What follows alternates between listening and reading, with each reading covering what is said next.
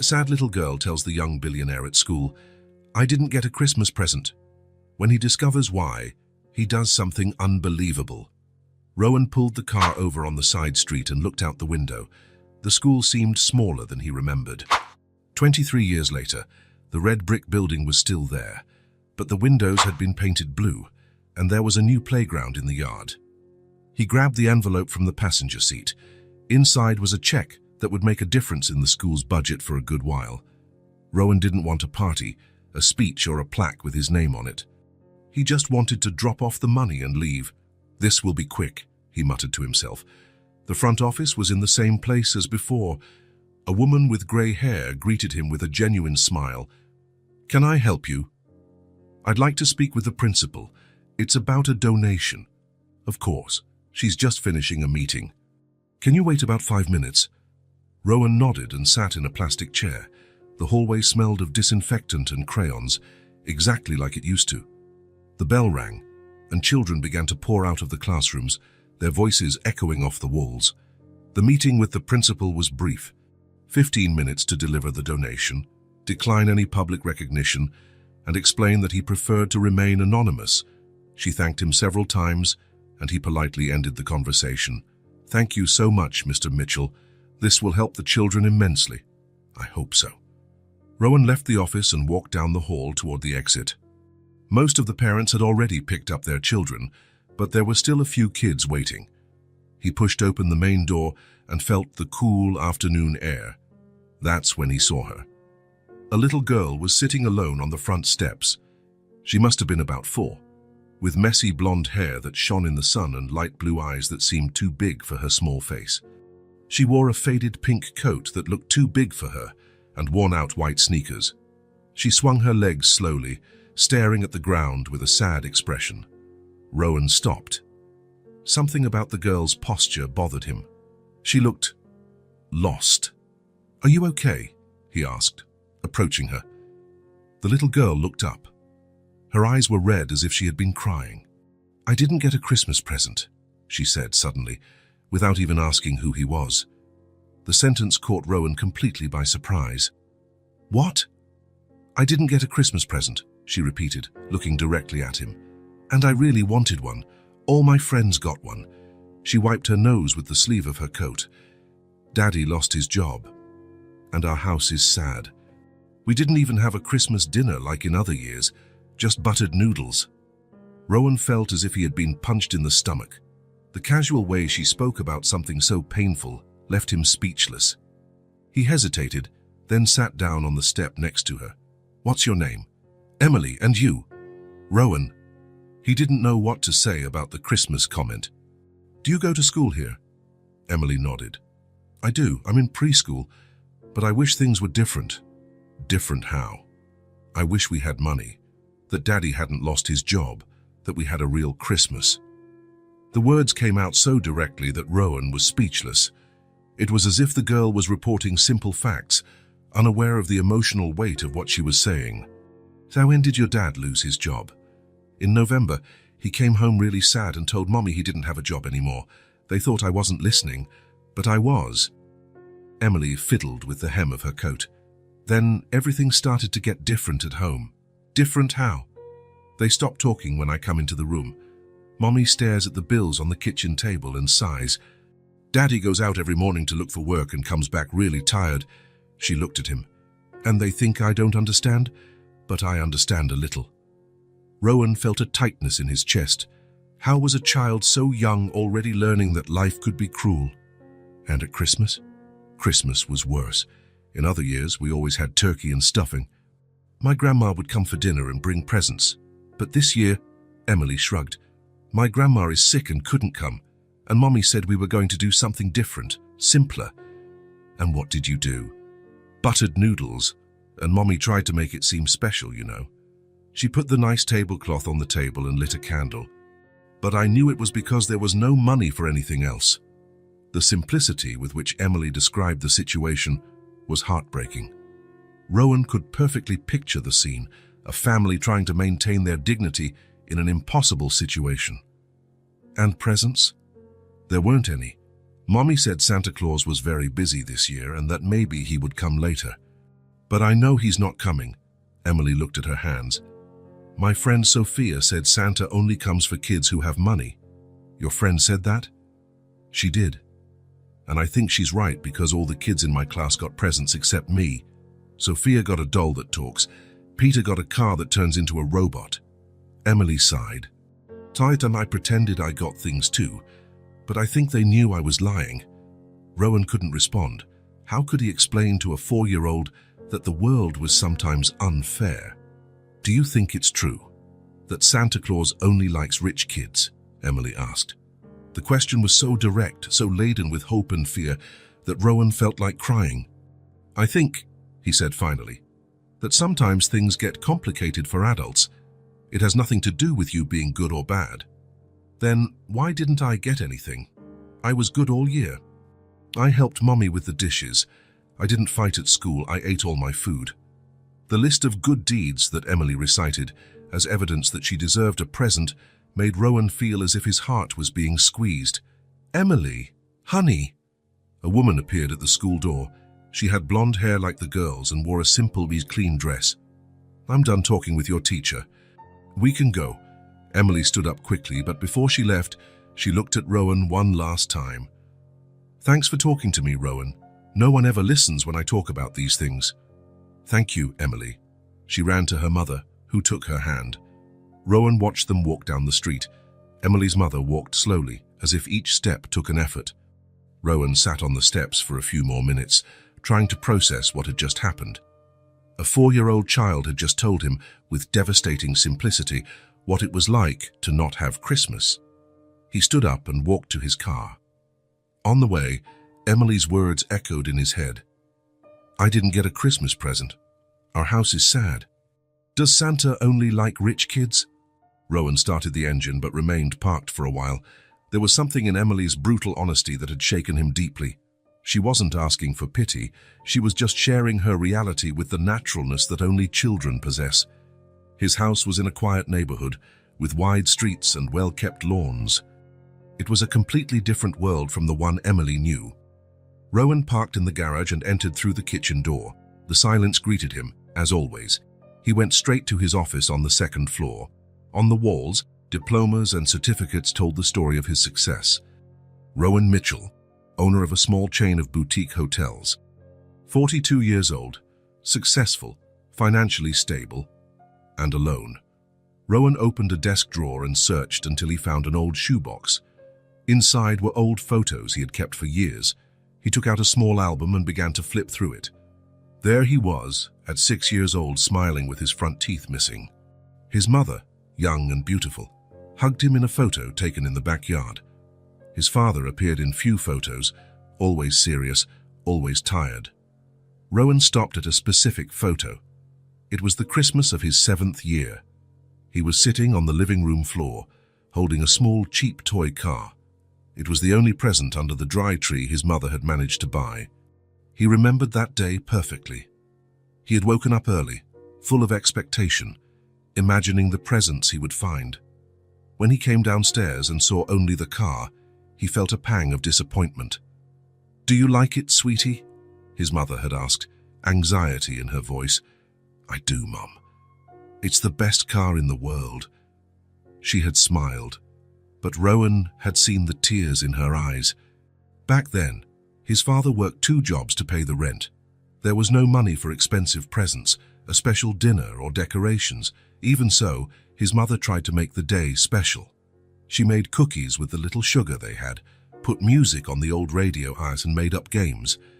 But Rowan remembered the sadness that hung over the house during those hard times, the heavy silence when there wasn't enough money, the way the adults spoke softly about bills, thinking he didn't understand, the feeling that the world had forgotten about his family, exactly how Emily was feeling now.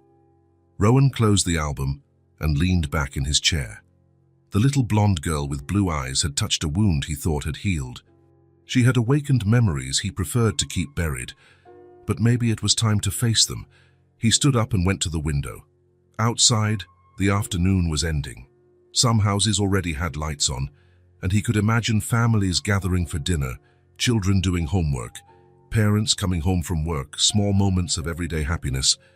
Emily was probably at home now, maybe helping her mother in the kitchen or playing alone.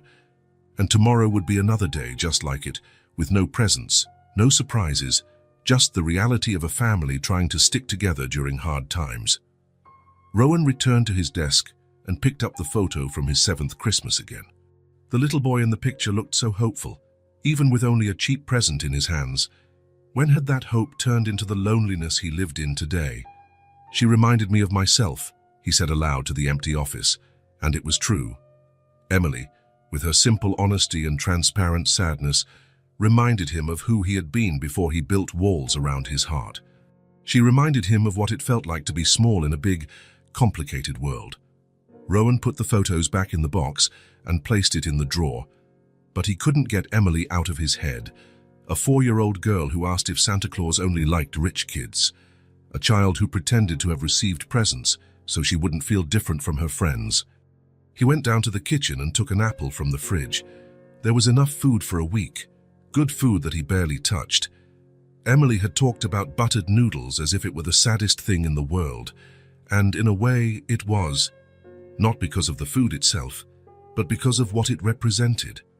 Rowan knew there was no Santa Claus. He knew Emily's parents were probably doing everything they could to put food on the table and pay the basic bills. Presents were a luxury they couldn't afford.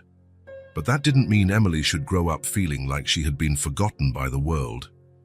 He went up to his room and lay on the bed, but he knew sleep wouldn't come easily. He stared at the ceiling, thinking about his conversation with Emily, the old photos, the sadness he had recognized in those blue eyes. A child shouldn't carry that kind of disillusionment. She shouldn't question if she was good enough to deserve a present. She shouldn't see her parents struggling and pretend not to understand. "Fierce, and I don't want her to grow up with that same emptiness," he murmured into the darkness. For the first time in a long time, Rowan had a purpose that went beyond business and financial success. He didn't know what he would do yet, but he knew he would do something.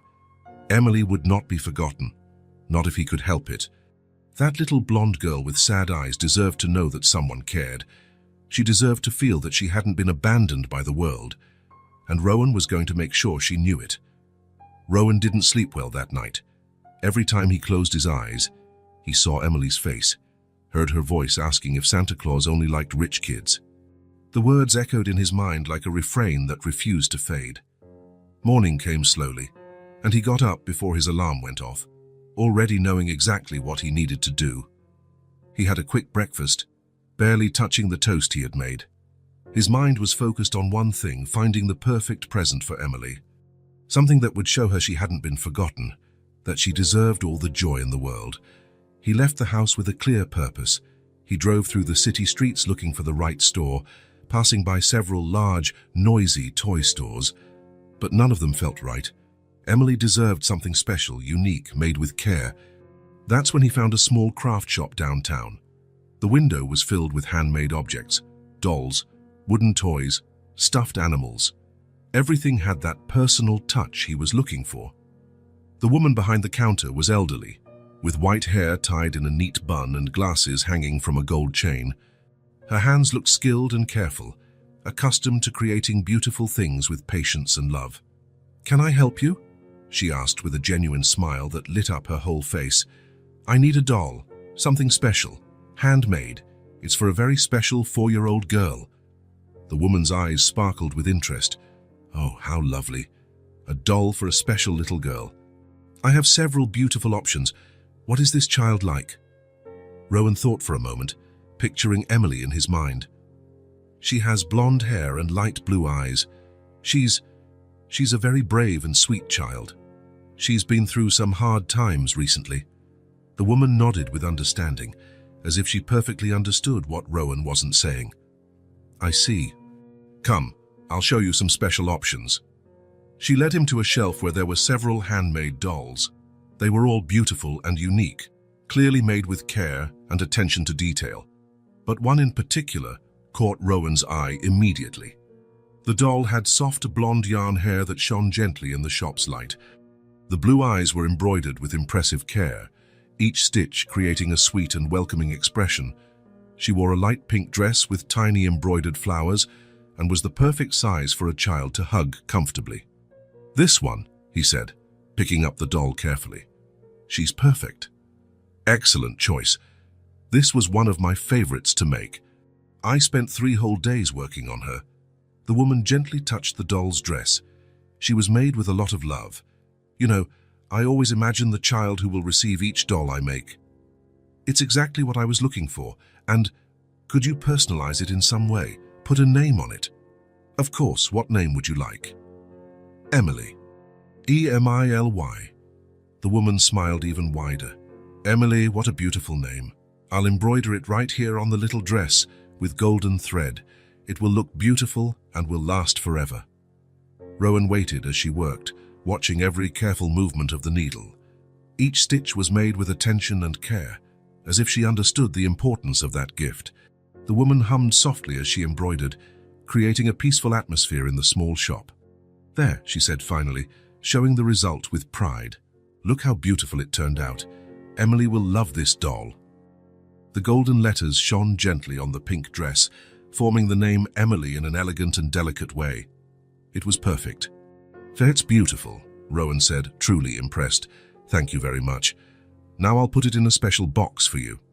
She took a pink cardboard box decorated with ribbons and placed the doll inside carefully, wrapping it in tissue paper. Special gifts deserve special packaging. Rowan paid and took the wrapped box. On the way to the school, he mentally rehearsed what he would say, how to explain that he had come back, how to make Emily believe the Santa Claus story, how to make it all seem natural and magical at the same time. He arrived at the school exactly at recess time. He could hear the children playing in the yard, their cheerful voices mixing with the sound of running feet and carefree laughter. He parked and walked to the entrance, carrying the box against his chest as if it were a treasure. Emily was sitting alone on the same bench as yesterday, watching the other children play on the playground. She seemed smaller today, more vulnerable, and Rowan felt his heart ache seeing her there, clearly still processing everything that had happened in their previous conversation. When she saw him approaching, her eyes widened in genuine surprise. "Rowan, you came back!" She stood up from the bench, clearly excited but also confused. I thought I wouldn't see you again." "I did come back." He approached slowly, holding the box carefully. "Actually, I came here because I have something very important for you." Emily tilted her head, curious, her blue eyes fixed on the pink box in his hands. "For me? But why?" "It's an interesting story." Rowan knelt in front of her, placing the box carefully on the ground between them. "Last night, after I got home, something very special happened." Emily's eyes widened even more. "What was it?" "I spoke with Santa Claus." Rowan spoke slowly, watching her reaction. "He showed up at my house after you told me about Christmas, and he told me something very important." Emily sat on the edge of the bench, leaning forward with full interest. "Santa Claus went to your house. For real?" "For real. And he was very worried. He said he made a terrible mistake here in town." "What kind of mistake?" "He forgot to deliver something very special to a very special little girl." Rowan pushed the box towards her. He really forgot. It was his mistake. And he asked me to fix his mistake by bringing this to you. Emily looked at the box as if it was something magical. "Are you sure it's for me?" "It's not for another Emily." "I'm sure. He described you perfectly. He said you were a brave girl, with blonde hair and blue eyes, who went to this school and deserved something very special." With hands trembling with anticipation, Emily began to unwrap the gift. She made each movement with care, as if she wanted to savor every second of that moment. When she finally saw the doll, her face transformed completely. It was as if the sun had come out after a long, dark storm. Her eyes lit up, her mouth opened into a huge smile, and she let out a small cry of joy. She looks like me." Emily picked up the doll with the utmost care, as if it were made of crystal. "And look, it has my name. It's written here on the dress." She traced the golden letters with her finger. "Emily. It's really my name." "It is." Santa Claus wanted to be absolutely sure it got to the right person. Emily hugged the doll against her chest and closed her eyes. For a long moment, she was silent, just feeling the gift she never thought she would receive. When she opened her eyes, they were filled with tears of pure joy. "She's the most beautiful thing in the whole world," she whispered, as if telling a secret. "What should I name her? What name do you think suits her?" Emily looked at the doll for a long time, studying every detail. "Luna. Like the other doll I had before, only this one is new and perfect and beautiful." She looked up at Rowan. "Did you really talk to Santa Claus? For real?" Rowan smiled warmly. "I did, and he said you were one of the kindest and bravest children in the whole city. That's why this doll is so special." Emily hugged Luna once more, then looked directly at Rowan with those huge, grateful blue eyes. "Are you my friend now?"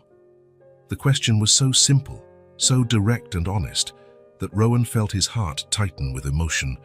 "If you want me to be—" "I do," Emily said without a second's hesitation. "You're my first real adult friend." Rowan sat on the bench next to her, feeling an emotion he hadn't felt in years. "And you're my first 4-year-old friend," Emily laughed, a cheerful, musical sound that echoed through the yard and seemed to make the whole day brighter. "Can I tell you a secret?" "Of course. I thought I was never going to get a present. I thought the world had really forgotten about me." She looked at Luna with adoration. "But you remembered, and Santa Claus remembered too." Rowan couldn't speak for a moment. The pure gratitude in Emily's eyes was almost too much to bear. How could a simple doll make such a difference in a child's life? "I don't know," he said finally when he managed to find his voice. "I went to school here when I was a kid. I sat on this very bench many times." Emily looked at him with renewed interest and surprise. "Really? Here at this school?" "Right here. A long time ago, when I was about your age." "And what were you like when you were little?" Rowan thought for a moment, remembering the boy he had been. "A lot like you, actually. Sometimes a little sad, sometimes afraid that things wouldn't work out, sometimes feeling a little forgotten too." "And did things work out?" "They did. It took time and sometimes it was hard, but they did." He looked around the familiar yard. "This place taught me a lot of important things about friendship, about dreaming, about not giving up." Emily swung her legs, hugging Luna to herself. "And what do you do now? Where do you work?" "I own a few hotels." Her eyes widened with admiration. "Hotels? Like those big, beautiful places where people sleep when they travel?" "Exactly." "Wow, you must be really rich then, like in the movies." Rowan laughed at her simplicity. "I do okay, it's true. But do you know what I've learned? What's more important than money?" "What?" "Having real friends like you." Emily smiled, squeezing Luna against her. "And now you own a hotel. That must be amazing. Do you live in a hotel?" "No, I have a normal house, but it's nice working with hotels. But do you know what the most important place in my whole life was?" "What?" Rowan pointed to the school building behind them. "Here. This school was my first really important place." Emily looked at the school, then back at him. "Sounds for real?" "For real. This is where I learned to read, to write, to make real friends. This is where I discovered I could dream of big things and work to achieve them." He paused, looking at her. "And this is where I met you." "So you were just like me," Emily exclaimed, grinning from ear to ear. "You used to sit on this bench and watch the other kids play." "Exactly like you. Sometimes I felt lonely, sometimes sad, but always dreaming. And look at you now. You have hotels and everything, and you know Santa Claus." She looked at him with total admiration. "Does that mean I can have nice things too when I grow up?" "You can, Emily. You can have anything you want in life. You just have to believe in yourself and never give up on your dreams." Emily was quiet for a moment, processing the words. "My mum always says things will get better soon, but sometimes it's hard to believe." "I understand perfectly. Sometimes it was very hard for me too when I was little, but look where I am now. And look how I met you." "That's true." Emily looked at Luna, then at him. "Do you think my dad will find a job soon?" The question surprised Rowan with its maturity. "I think so. Your dad seems like a good, hard-working person, and people like that always find a way." "I hope so. I want our house to stop being sad forever." Rowan felt the urge to hug the girl, but he restrained himself. "You know what I think? I think your house is already less sad today. Why? Because you're happy now. And when you're happy, your whole house gets happy too. It's magic. Emily considered this seriously. That makes sense. When I come home smiling, Mommy smiles too. And when Mommy smiles, Daddy smiles. That's exactly how it works.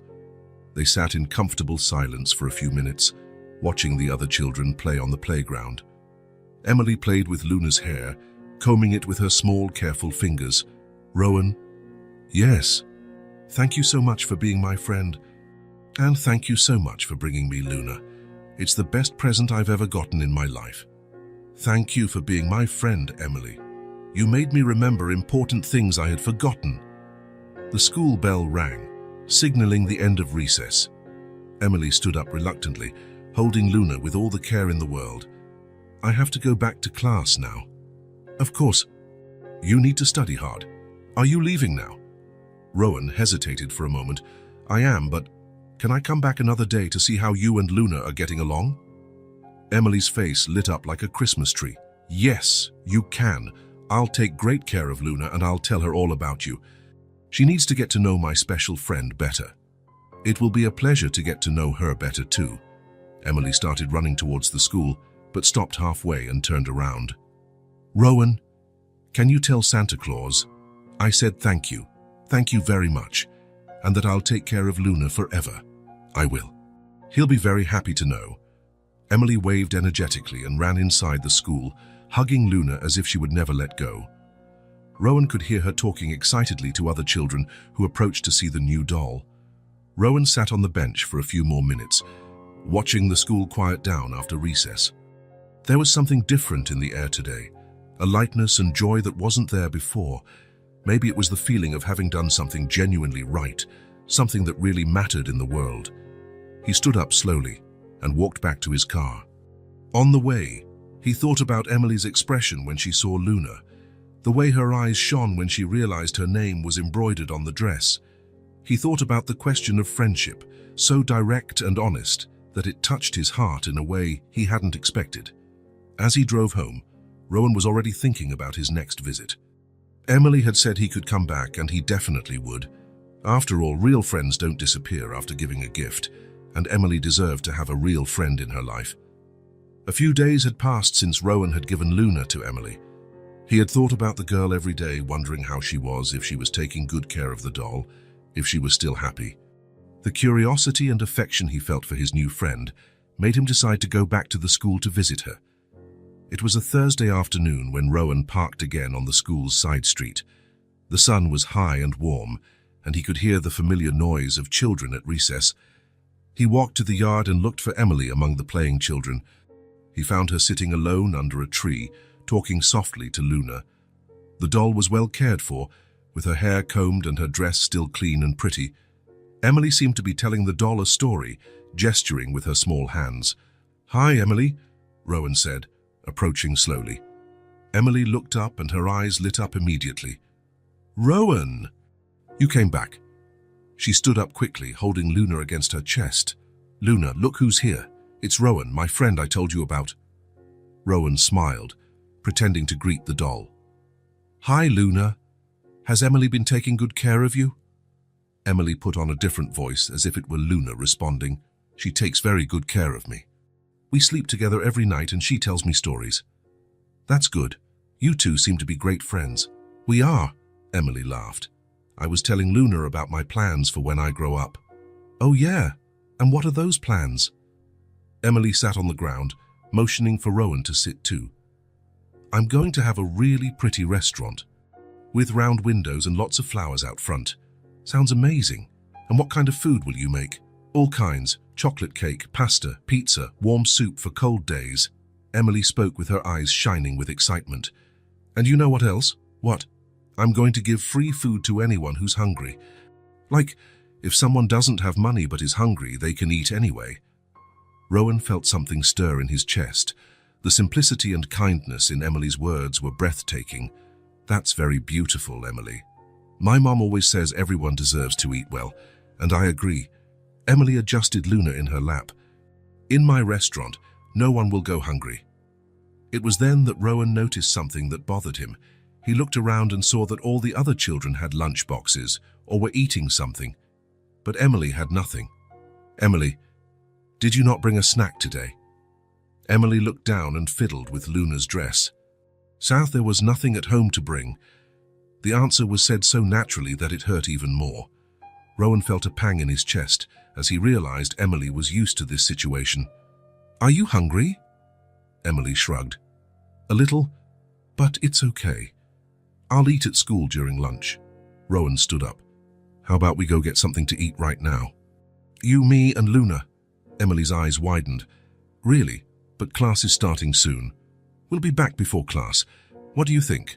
Emily looked at Luna, as if asking the doll for permission. "What do you think, Luna?" She paused, as if listening for a response. Luna said it's a great idea. Rowan laughed. "Then it's settled. Let's find a nice place to eat." They left the school and walked down the street. Emily held Luna with one hand and pointed out interesting things with the other, as if it were a special outing. Rowan watched how she found joy in simple things. A dog sleeping on the sidewalk, flowers in a garden, a bird singing in a tree. "Look at that bakery," Emily said, pointing to a small bakery with a window full of cakes and pastries. "It smells so good. Do you want to go in?" "Can I really?" "Of course." They entered the bakery and were greeted by the delicious smell of fresh bread and cake. Emily stood at the entrance for a moment, taking a deep breath. "It smells like heaven must smell," she said softly. They sat at a small table near the window. Emily placed Luna in the chair next to her, as if the doll were really going to participate in the snack. "What do you want to eat?" Rowan asked. Emily looked at the menu carefully. "Can I choose anything?" "Anything. A ham and cheese sandwich and an orange juice. And can Luna have juice too?" "Of course she can." The waitress brought their order and Emily ate slowly, savoring every bite. Every now and then, she would pretend to feed Luna, talking softly to the doll. "Is the sandwich good?" Rowan asked. "It's great. It's just like the one my mum used to make when we had ham at home." Emily took a sip of her juice. "You know, when I have my restaurant, I'm going to make sandwiches like this for the kids. Tell me more about this restaurant." Emily immediately perked up. "It's going to be really big, with wooden tables and colorful chairs. Each table will have a little vase with different flowers." She gestured as she spoke, painting the picture in her mind. "And there will be a huge kitchen where I'll make everything with lots of love. And the round windows. Oh yes, the windows will be round to let in lots of light. And from each window, you'll see the garden full of flowers that I'm going to plant." Emily smiled. "Find people will be able to eat while looking at the flowers." Rowan listened in silence, increasingly impressed with the detailed vision Emily had of the future. "And you know what else? I'll have a special area for children, with storybooks and games. That way, while the parents eat, the kids can play." "It sounds like a wonderful place." "It will be. And I'm going to hire people who can't get jobs elsewhere, like my dad right now." Emily paused. "He's very good at what he does, but sometimes people don't give him a chance." Rowan felt a lump in his throat. How could a 4-year-old have so much wisdom and compassion? "And the free food part?" he asked. "Oh, that's the most important part." Emily leaned forward as if to tell a secret. "Every day at lunchtime, anyone who is hungry can come in and eat. They don't have to pay anything." "But how will you keep the restaurant running?" Emily thought for a moment. "The people who can pay will pay, and with that money, I'll buy food to give to those who can't pay." "It's simple." Emily's childlike logic was both naive and profound. Rowan was silent for a moment, moved by the girl's sweetness and worldview. "You've thought of everything," he said finally. "I think about it every day. When I lie in bed with Luna, we plan what the restaurant will be like." Emily looked out the window. "And my mum says dreaming doesn't cost anything, so I dream a lot." "Your mum is right, and I think you'll be able to make that dream come true." "Do you really think so?" "I do. You have everything you need, a good heart and lots of ideas." Emily smiled and took another bite of her sandwich. "Rowan, can I ask you a question?" "Of course." "What's it like to own a hotel?" "It must be similar to owning a restaurant." "It is similar. I make sure people feel good when they're at my hotels, just like you want to do in your restaurant." "And do you like it?" "I do. But you know what else? Talking to you about your restaurant, I'm thinking of new things for my hotels. What kind of things? Maybe a space for children to play, or a garden where guests can see how the food grows. Emily clapped her hands. That would be amazing, just like in my restaurant with the flowers. They finished eating, and Rowan paid the bill. Emily thanked him several times, always including Luna in her thanks. As they walked back to the school, Emily was quieter, as if she was thinking about something important. "But Rowan," she said finally. "Yes. Do you think I can see your house?" The question caught Rowan by surprise. He looked at Emily, who was watching him expectantly. "You want to see my house?" "I do. It must be very pretty." "And Luna wants to see it too, right, Luna?" Emily looked at the doll. She said yes. Rowan thought for a moment. Why not? Emily had become a special friend and he wanted to return her trust. "I think so," he said. "You can see my house." Emily's face lit up. "Really? When?" "How about this weekend? We can arrange it with your mum. She'll like you, I'm sure, and she'll be happy to know I have such a nice friend. I'd like to meet your mum too. And your dad." Emily was quiet for a moment. "They'll like you. My mum always says that good people attract good people." "Your mum sounds very wise." "She is. And my dad too. He's just a little sad right now because of his job." They arrived at the school and Emily stopped before going in. "Thanks for the snack, Rowan. It was the best snack of my life. Thank you for telling me about your restaurant. Now I know that when it exists, it'll be the first place I eat." Emily laughed. "You'll be my first special customer. And Luna too." She ran into the school, waving, until she disappeared from sight. Rowan stood on the sidewalk for a few minutes, thinking about the conversation they had. Emily was only 4, but her words had touched something deep within him. The way she dreamed of helping others, even after facing difficulties. The natural way she spoke about feeding the hungry. The way she included Luna in everything, treating the doll like a real friend. On the way back home, Rowan couldn't stop thinking about the restaurant with round windows and flowers, about a 4-year-old's vision of how the world could be better, about the simplicity of wanting to feed the hungry. And now Emily wanted to see his house. The idea of showing her his home made Rowan feel nervous and excited at the same time. How would Emily see his life? What would she think of the big house and expensive objects? But one thing he knew for sure. Emily had a purity of heart that he hadn't seen in a long time, and whatever her reaction to his house was, it would be honest and true. Just like everything Emily did. The weekend arrived faster than Rowan expected. On Friday, he'd met Emily at school and arranged with her to visit her family on Saturday afternoon. Emily was thrilled with the idea and promised to talk to her parents about the invitation. "They'll be happy to meet you," Emily said, hugging Luna. "My mom always wants to meet my friends." Now, standing in front of Emily's house, Rowan felt a mix of nervousness and curiosity. The house was small but well kept, with a simple front garden and a low, white-painted fence. There were flowers planted in makeshift pots and a small porch with 2 plastic chairs. Rowan knocked on the door softly. He could hear voices inside and footsteps approaching. The door opened and a blonde woman appeared, smiling warmly. It was Claire, Emily's mother, and Rowan could see where the girl had inherited her light blue eyes. "But you must be Rowan," Claire said, extending her hand. "Emily doesn't stop talking about you. I'm Claire, her mom." "A pleasure to meet you, Claire. Thank you for having me." "Not at all. Please, come in." Rowan entered the house and was immediately enveloped in a welcoming atmosphere. It was small, but everything was clean and organized. The furniture was simple, some clearly old, but there was care in every detail that spoke of the people who lived there. "Rowan!" Emily came running down the hallway, holding Luna. "You really came! Luna, look who's here!" "Hi, Emily. Hi, Luna," Rowan said, smiling. Come see the house." Emily took his hand and started pulling him down the hall. "So I want to show you everything." "Emily, let Rowan breathe first," Claire said, laughing. "Malcolm, come here. Emily's friend is here." A man appeared from the kitchen, drying his hands on a dish towel. He was tall, with brown hair and kind eyes. but Rowan could notice a subtle sadness in his posture. There was something in his slightly stooped shoulders that suggested the weight of worries. "Malcolm," the man said, extending his hand. "Pleasure to meet you." "Rowan, the pleasure is mine." Malcolm's handshake was firm, that of someone used to manual labor. His hands were calloused, from someone who had worked hard his whole life. "Please, have a seat," Claire said, pointing to the living room sofa. "I made a cake this morning.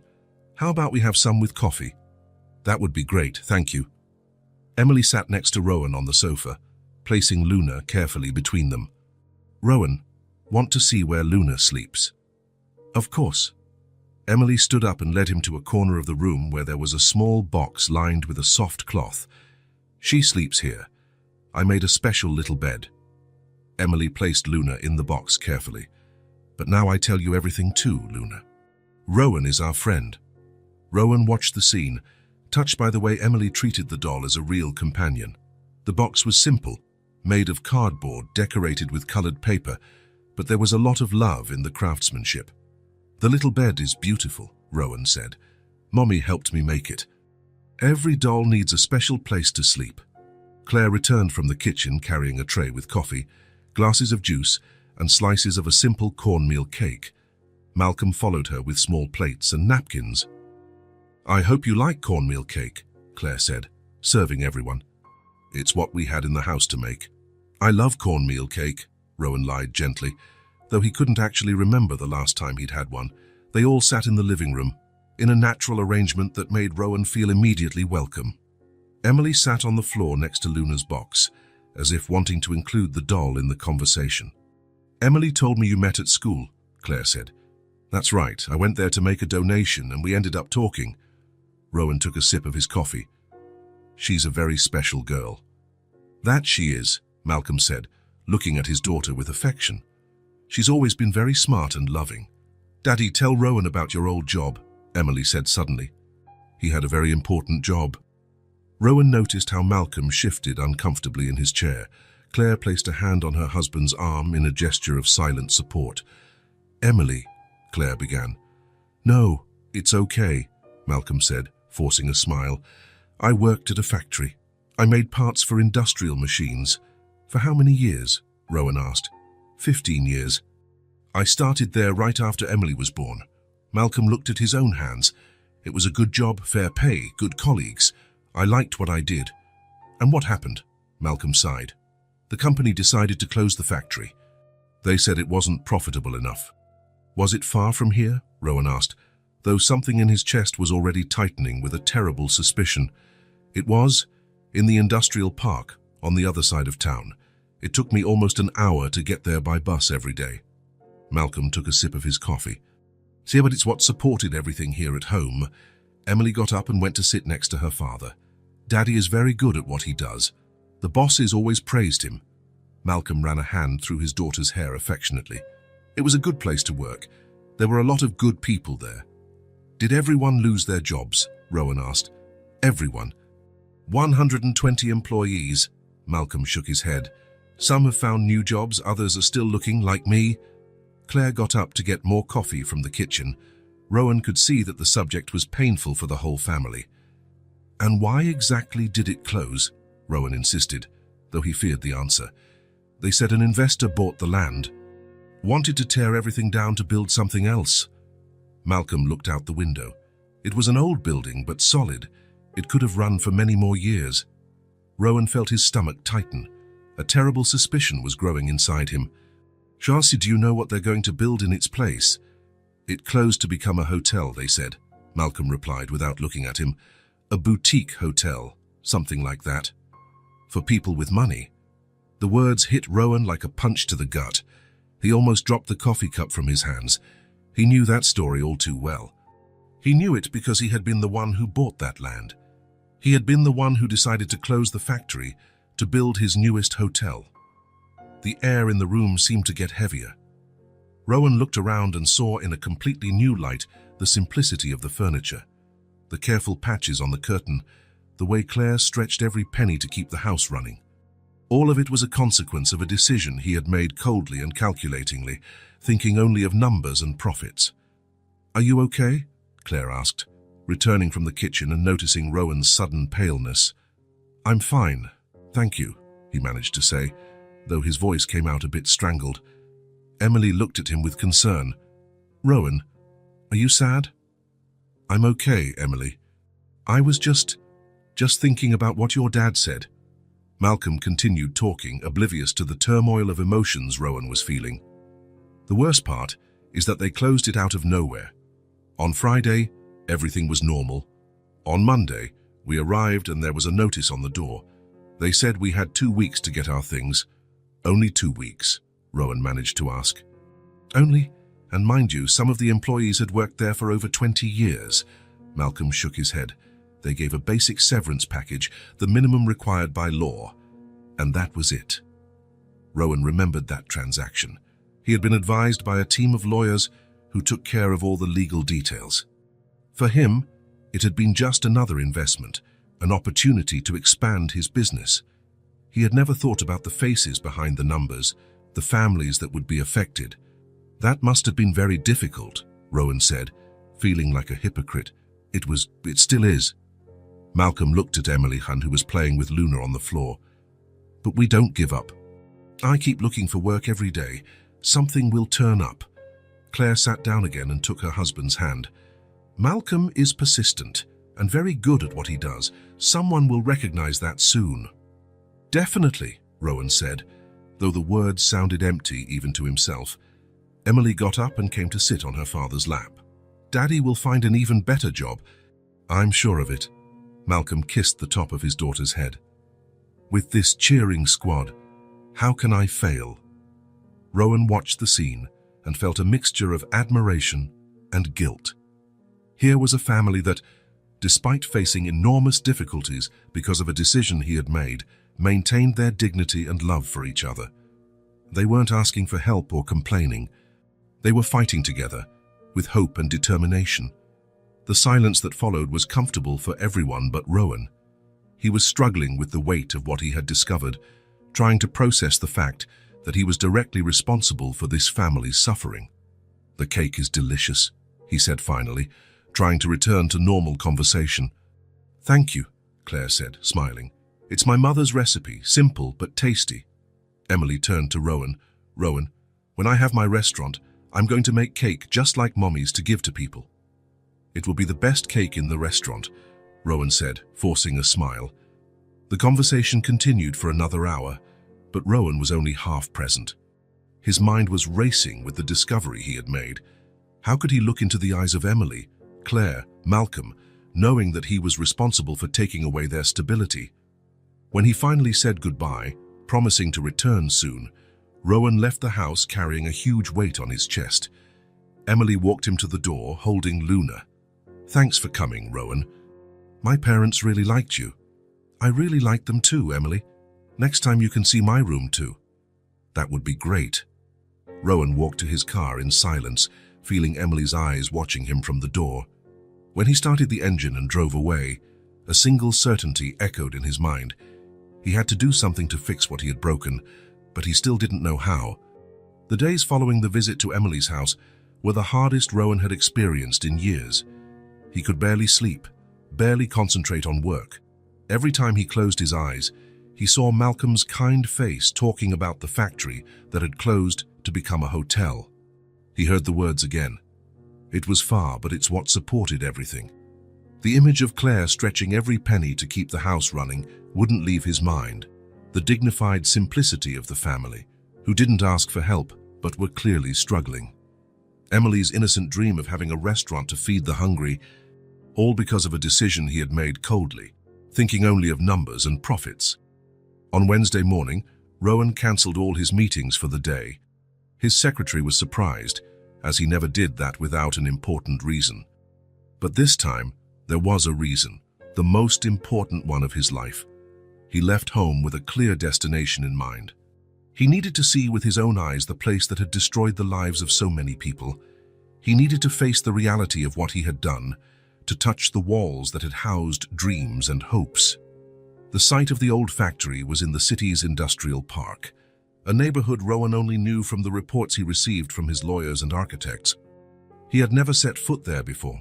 To him, It had always been just an address on a spreadsheet, an investment with potential for return. He drove through streets that became progressively simpler, smaller houses, gardens cared for with love, but without resources. Local businesses that clearly served the area's workers, a bakery with handwritten prices, a small pharmacy, a corner store where people knew each other by name. It was a world completely different from his own. When he arrived at the site, he stopped the car in front of the closed gates and watched for a long time.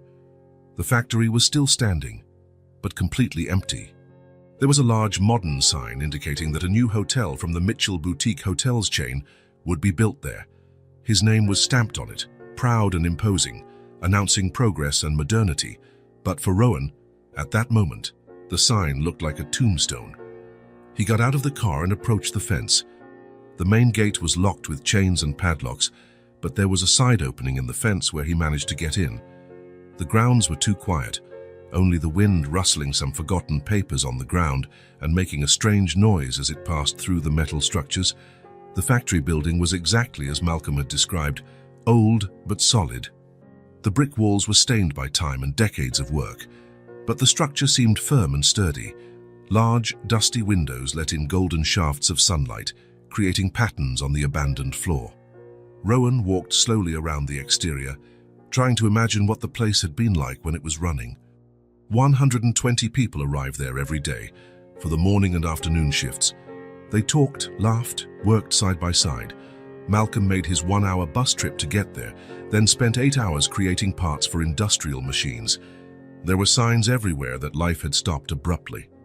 A bulletin board in the cafeteria still showed notices about union meetings and social events that would never happen again. Calendars on the walls marked days that were suspended in time.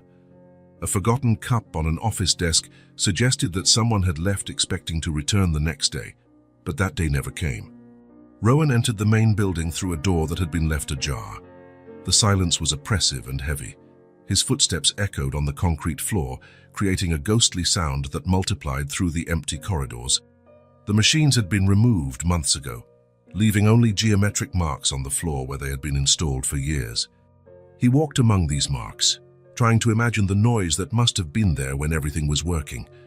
The sound of machines, of conversations between colleagues, of ringing phones, of life happening.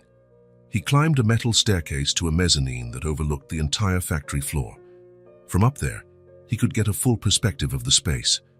It was bigger than he had imagined. From there, he could perfectly visualize how it had been, the constant movement of workers, each knowing their role, the energy of a productive place full of purpose. Now there was only silence and walls stained by time. Rowan sat in an old office chair that had been left behind and stayed there for a long time, just watching and thinking. How had he been able to reduce all of this to numbers on a spreadsheet? How had he managed to sign papers that resulted in the closure of this place without ever thinking about the faces behind the jobs? The weight of guilt was almost physical. He felt as if he were carrying a stone in his chest, making it difficult to even breathe. "I can't go on as if I don't know," he said aloud to the empty space. "This is not going to become a hotel." The words echoed in the silence, coming back to him amplified, and for the first time in days, Rowan felt something like relief. He had made a decision. He still didn't know exactly what he would do, but he knew he could no longer pretend he didn't know the consequences of his actions. He stayed at the factory for another 2 hours, walking through the empty corridors, going up and down stairs, entering rooms that were once full of life. He tried to absorb the scale of what had happened there. He tried to understand how a decision of his, made comfortably in his office, had reached here and shattered the lives of so many people. When he finally left, he knew his life had changed forever. He could no longer be the same person he had been before meeting Emily and her family. On the way back, Rowan stopped at a payphone and called Claire. His hands were trembling slightly as he dialed the number. "Hello?" "Hi, Claire, it's Rowan, Emily's friend." "Rowan, so good to hear from you. How are you?" "I'm okay." "Claire, I'd like to talk to you and Malcolm about something very important. Can I come by tonight?" There was a pause on the other end of the line. "Of course, you're always welcome here." "Did something happen?" It's It's complicated to explain over the phone. I'd rather talk in person if it's not an inconvenience. No problem at all. Emily will be happy to see you again. She was asking when you were coming back. See you soon then, and Claire, thank you. Rowan hung up the phone with his heart racing. He knew he was about to have the most difficult conversation of his life, but he also knew it was the only right thing to do. The rest of the day passed slowly, as if time were deliberately dragging. Rowan tried to work, but he couldn't concentrate on anything. He reviewed contracts without really reading them, answered emails automatically, took a few important calls, but his mind was completely focused on the conversation he would have that night. At 7 o'clock sharp, he was at Emily's door again. This time, however, his heart was pounding for completely different reasons. It wasn't anxiety about meeting new people. It was fear of having to face the truth about himself, of seeing their reaction when they found out who he really was. Emily opened the door before he even knocked, as if she had been waiting at the window. "Rowan, you came back." She hugged him tightly, without any reservation. "Luna missed you." "I told her you were coming back. I missed you two too." Claire appeared behind her daughter, smiling warmly. "Come in, Rowan. Malcolm is in the living room. He just got back from downtown." They gathered in the same arrangement as the last visit, but this time Rowan was clearly nervous. His hands were sweating and he couldn't sit still in his chair. Emily noticed immediately, "Are you okay? You look worried about something." "I am a little worried, Emily. I need to talk to your parents about something very important." Malcolm leaned forward, his attention fully on him. "What is it, Rowan? Can we help with anything?" Rowan took several deep breaths. There was no easy way to say it. There were no words that would make the truth less painful. "Malcolm, Claire, I need to tell you something. Something I found out after our conversation last Saturday." He paused, searching for the right words, knowing they would change everything between them. When Malcolm talked about the factory that closed to become a hotel, I recognized the story immediately. "Recognized how?" Claire asked, frowning. Rowan looked at Emily, who was watching him with innocent curiosity, having no idea what she was about to hear. Then he looked at her parents. "I bought that factory." The silence that followed was deafening. Malcolm and Claire looked at him as if he had spoken in another language, not fully understanding what he had just said. "What do you mean? You bought it?" Malcolm asked slowly, his tone changing. "I am the investor who bought the factory land. I closed it without knowing how much it hurt the people who worked there." Rowan felt his voice tremble. "But now I know. And I want to give back what I took." Malcolm stood up from his chair as if he had been electrocuted. His hands were shaking slightly. You were the one who closed our factory, who took our jobs." "I was. And I didn't even know people like you existed. To me, you were just numbers on a spreadsheet, operating costs." Rowan lowered his head, unable to maintain eye contact. "I never thought about the families that would be affected. I never thought that behind every job there was a story, a life, dreams." Claire put her hand to her mouth, clearly shocked. Emily looked from one adult to another, trying to understand what was happening, feeling the tension in the air. "Why are you telling us this?" Malcolm asked, his voice a mix of confusion, anger, and disbelief. "Because after meeting you, after seeing how Emily dreams of helping people, after understanding what my decision caused in your lives and the lives of 120 other families, I can no longer pretend I don't know." Rowan finally looked up and looked directly at Malcolm. "I want to fix this. I don't know exactly how yet, but I want to give back what I took from you and all the other families who were affected." Emily approached him slowly, holding Luna against her chest. "Rowan, does this mean you can help my daddy get a job again?" The girl's innocent question, asked with all the confidence in the world, made Rowan feel like crying. "I'm going to try, Emily. I'll do everything in my power." Malcolm was still standing, processing the information that had changed everything. Claire gently pulled him to sit down again, but he remained tense. "I don't understand," she said, her voice still in shock. "Why are you telling us this? What do you want from us?" "I don't want anything. I just want you to know the truth. And I want a chance to fix the terrible mistake I made." Silence reigned in the room again. Emily sat on the floor next to Luna, clearly feeling the tension in the air, even without fully understanding the gravity of the situation. Finally, Malcolm spoke, his voice controlled but heavy with emotion. "You closed our factory. You took the jobs of 120 people. You changed our lives completely. Yes. And now you want to fix it. Yes." Malcolm looked at Claire, then at Emily, who was watching them with big, worried eyes, and finally back at Rowan. How? It was exactly the question Rowan had been waiting for, and for which he still didn't have a complete answer, but he had the beginning of an idea. "I'm still working out the details, but I guarantee one thing, that land will not become a hotel, not anymore." It was the beginning of a conversation that would change all of their lives forever. 2 weeks had passed since Rowan had told Emily's family the truth.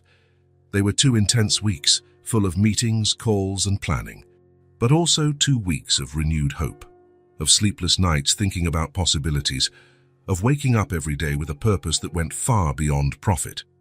The day after his confession, Rowan had called his lawyers and architects with clear instructions: cancel the hotel project immediately. The reactions were of complete surprise. "Are you sure, Mr. Mitchell?" "We've already invested a lot of money in the planning," said his lead lawyer, clearly concerned. "I'm absolutely sure. Cancel everything. Pay whatever fines are necessary." "And what are we going to do with the land?"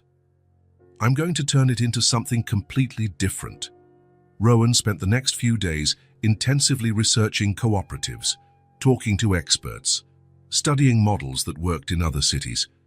The idea that had begun to germinate in his mind was taking shape: to transform the old factory into a community cooperative, managed by the very workers who had lost their jobs, but he didn't want to do anything alone. The first person he sought out was Malcolm. They met in a small diner near Emily's house. Malcolm arrived suspicious, still processing everything he had discovered about Rowan. "I have a proposal," Rowan said without preamble. "I want you to help me create something new in place of the factory." Malcolm frowned. "What kind of thing?"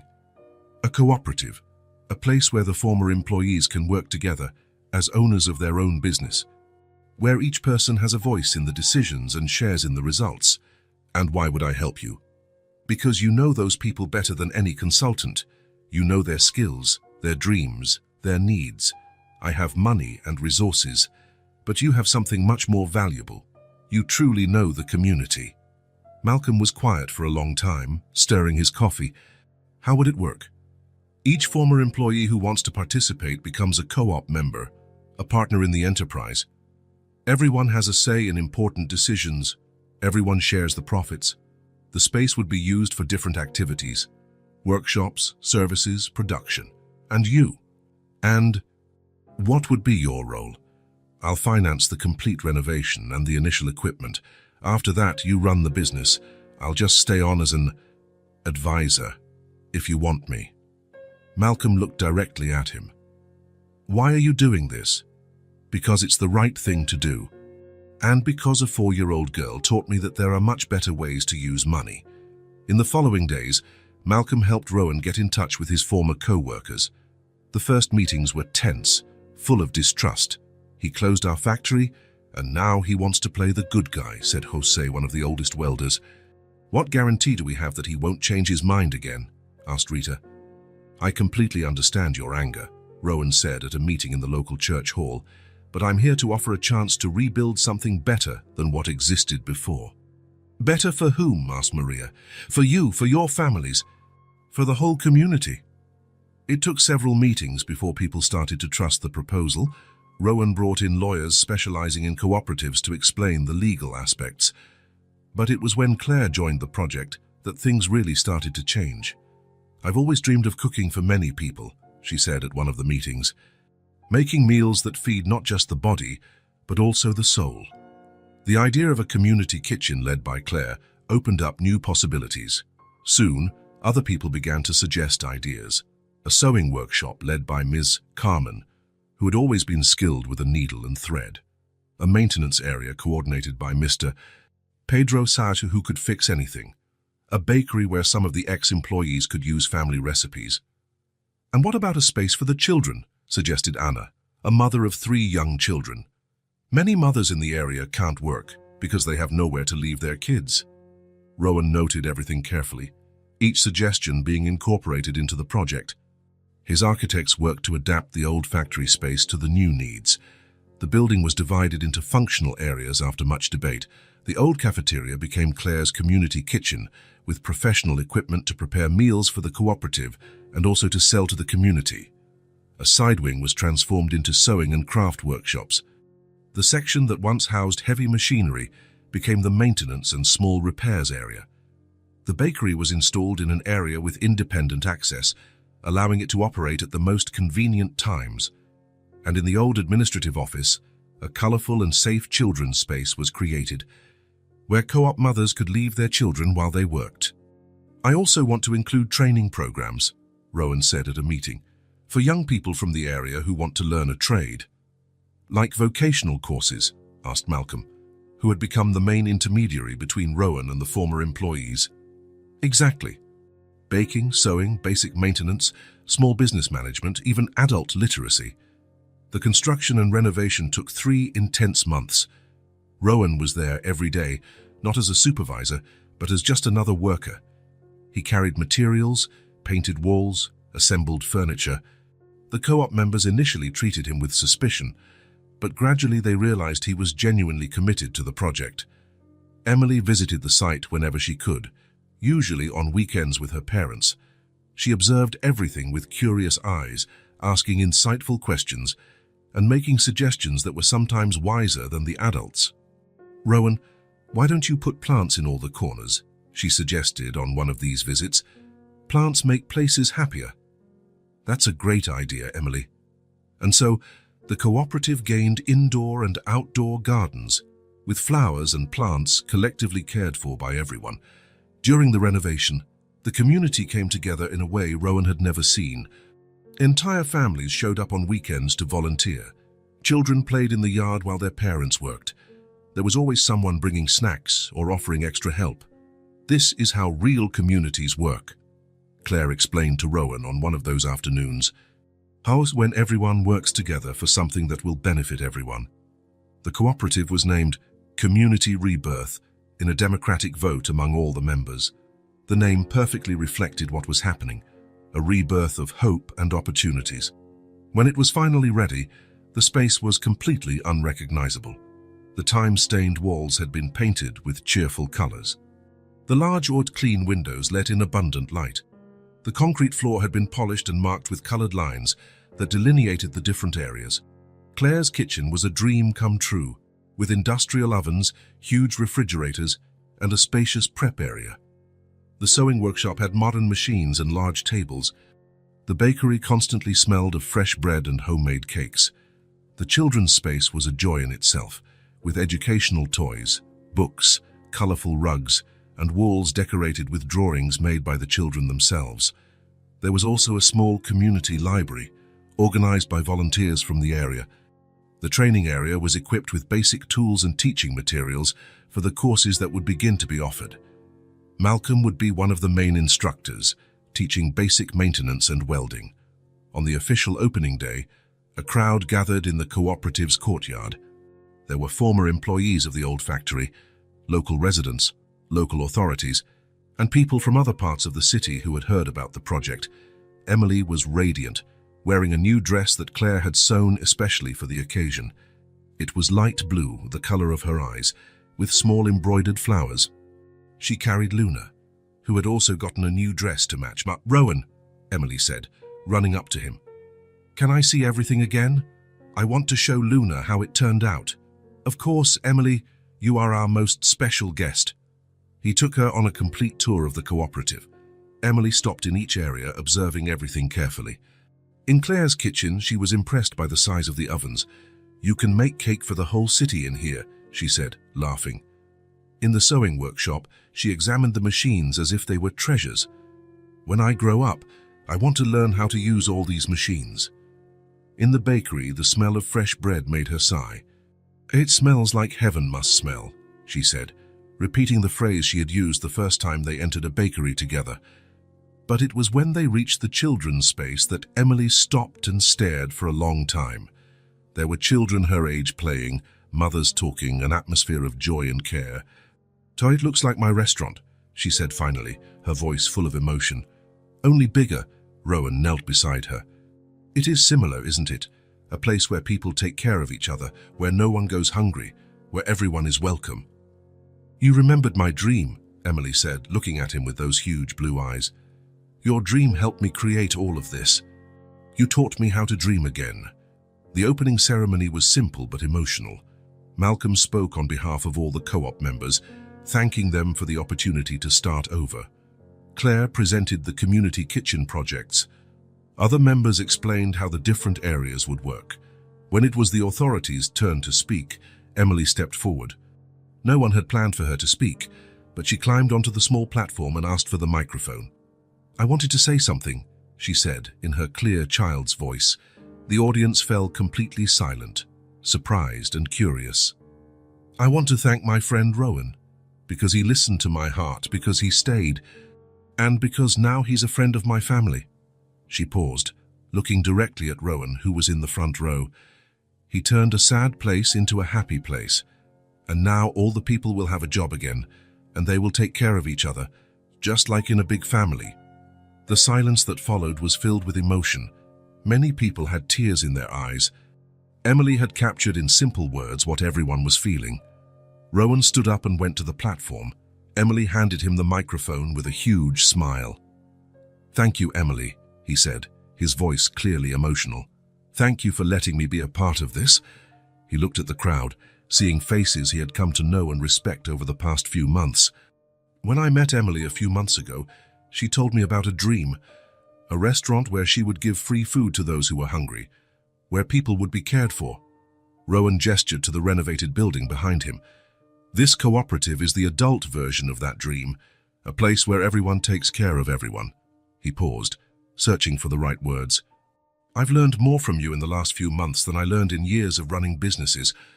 I learned that true success isn't measured in profits, but in how many lives you can touch in a positive way." The crowd applauded warmly, an applause that lasted for several minutes. Rowan came down from the platform and was enveloped in hugs from people he hadn't even known a few months before. Emily ran to him and hugged him tightly, with Luna squeezed between them. "Now everyone will have a place to work and be happy," she said. "Now everyone will have a place to truly belong," Rowan corrected, hugging her back. The rest of the day was a true celebration. People visited all the areas of the cooperative, tried the first products from the bakery, learned about the plans for the coming months. Children played in the courtyard, while the adults talked about dreams that now seemed possible. As the sun began to set, Rowan found himself sitting on the same bench where he had first talked with Emily at the school. This time, however, he was not alone. Emily was by his side, Luna in her lap, and around them was an entire community that had become his family. "We really did it, didn't we, Rowan?" Emily said, looking at the building that now glowed with warm lights. "We did, Emily. We created something truly beautiful together. And it's just the beginning," she said, with the wisdom of someone who dreams big. "There's still so much more good to come." Rowan smiled, knowing she was right. The cooperative was just the beginning of a new way of living and working, a way where people mattered more than profits, where children's dreams could inspire real change in the world. And it had all started with a little blonde girl with blue eyes who hadn't gotten a Christmas present, but had a heart bigger than any gift he had ever seen. 6 months had passed since the inauguration of the Community Rebirth Cooperative. Fall had arrived, painting the city's trees in golden hues, and life seemed to have found a new rhythm for everyone. The cooperative grew week by week. What had started as a project to reintegrate 120 former employees had become something much larger. Now there were 150 co-op members, including people from the community, who found an opportunity to start over at the cooperative. Claire's community kitchen was an absolute success. The community restaurant thrived impressively. Every day, a line formed at the door to taste the homemade meals that Claire and her team prepared with love. There were always options for those who couldn't pay the full price. "Just like Emily's dream," Claire would say every time she saw a child eating for free at the restaurant. The bakery was running from 5 in the morning, filling the neighborhood with the smell of fresh bread. Mr. Pedro expanded the maintenance workshop. Ms. Carmen's sewing area had become a small garment factory. The children's space was never empty, and the training courses were in high demand. The cooperative had become much more than a workplace. It was a community center where people met, children played, families celebrated, and life happened to the fullest. Rowan continued to run his hotels, but now with a completely different perspective. He had implemented several ideas inspired by the cooperative: spaces for children, partnerships with local producers, training programs for young people. But mainly, Rowan now had another habit that had become the most important part of his week. Every weekend, he visited Emily and her family. It started as sporadic visits, but quickly became a tradition. Friday night, Rowan would park in front of the small house and knock on the door, always being greeted with genuine smiles. Emily would always run to hug him, telling him all about school. Luna, now with a few loving patches after so many hugs, was always with her. Saturdays were for outings. Sometimes they visited the cooperative, other times they explored the city, always discovering new places Emily wanted to see. But Sundays were special. They were family day. Rowan would arrive early and find the house with that calm Sunday morning rhythm. Claire always welcomed him with fresh coffee and a warm smile. Malcolm, who in the first few months still maintained formality, now greeted him like a brother. Sunday morning always began in the kitchen. Emily insisted that Rowan help her make a cake. She had become an expert in simple cakes, always wanting to try new flavors. "Today we're making carrot cake," Emily would say, climbing onto a chair. "But I'm going to add cinnamon, because I think it will be tastier." Rowan helped her measure ingredients, mix the batter, grease the pan.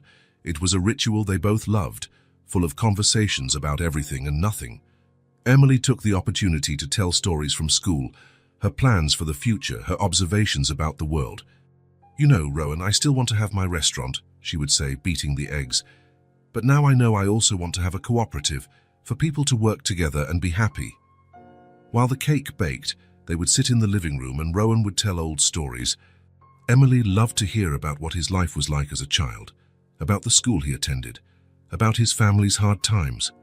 "You were just like me," Emily would always say. "I was, and you helped me remember what it was like to be a child." When the cake was ready, they would gather on the porch for an afternoon snack. Claire would watch from the kitchen, smiling as she washed dishes or prepared something for dinner. There was a peace in those moments that she hadn't felt in a long time. Malcolm had changed a lot in recent months. The work at the cooperative had restored his confidence.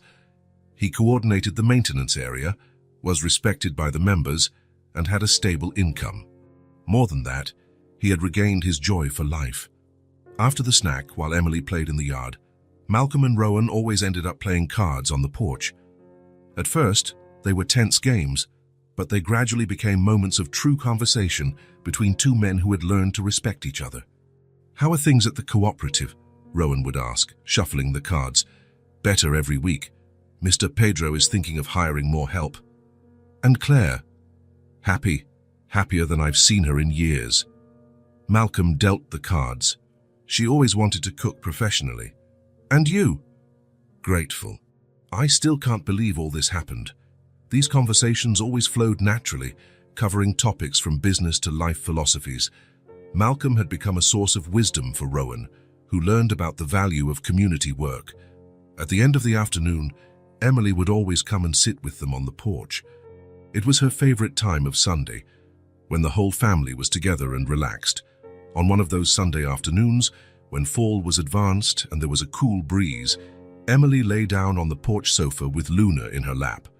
Rowan and Malcolm were playing cards, while Claire finished tidying up the kitchen. Emily watched the two men for a while, seeing how they talked naturally, how they laughed at the plays, how they seemed like brothers who had known each other for a long time. She hugged Luna tighter and whispered softly, thinking no one was listening, "He's family now. We just haven't decided on the title." But Rowan heard, and so did Malcolm. And Claire, who was drying her hands at the kitchen door.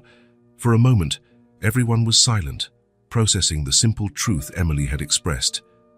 Rowan felt his eyes well up with tears. He looked at Malcolm, who was smiling in a new way.